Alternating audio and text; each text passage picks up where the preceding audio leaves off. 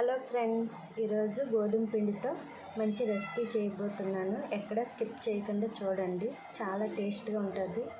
Chicken అంత flavour వస్తుంది. గోధుమ పిండిని ఇలా పిసికిసుకోండి, చపాతీలాగా. ఇందులో కొద్దిగా కూలింగ్ వాటర్ వేయండి. ఇప్పుడు చపాతీ పిండిని కూలింగ్ వాటర్లో ఇలా కొంచెం కడిగేసేయండి బాగా.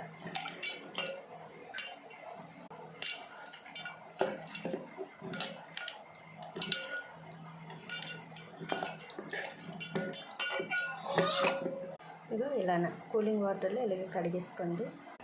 స్టవ్ ఆన్ చేసి అందులో కొద్దిగా వాటర్ వేసి ఇదో ఇలా మరగాలండి, పొగలు వచ్చేలాగా. అందులో కొద్దిగా సాల్ట్, చిటికెడు పసుపు వేసుకోండి. ఇదిగండి ఇలా మరిగిన తర్వాత చపాతీ పిండిని ఇలా ముక్కలుగా చేసుకొని వాటర్లో వేసేసుకోండి.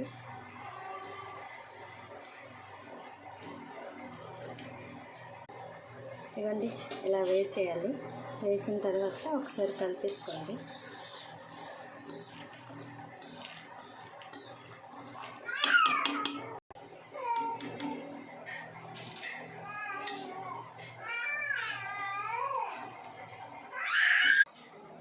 ఇవ్వండి ఆల్రెడీ ఉడకబెట్టేసుకున్న గోధుమ పిండివి. నెక్స్ట్ గరం మసాలా, ధనియాల పౌడరు, కారం, పసుపు, ఉప్పు, కొంచెం కలరు, శనగపిండి బదులు కార్న్ఫ్లవర్ కూడా తీసుకోవచ్చు. నేనైతే శనగపిండి తీసుకున్నా.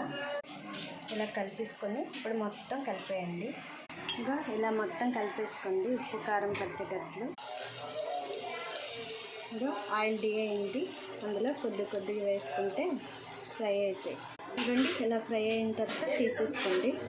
ఇదండి వేడిగా గోధుమ పిండి చికెన్ పకోడీ రెడీ. చూడండి ఎంత స్పైసీగా, ఎంత టేస్టీగా వచ్చాను చూడండి.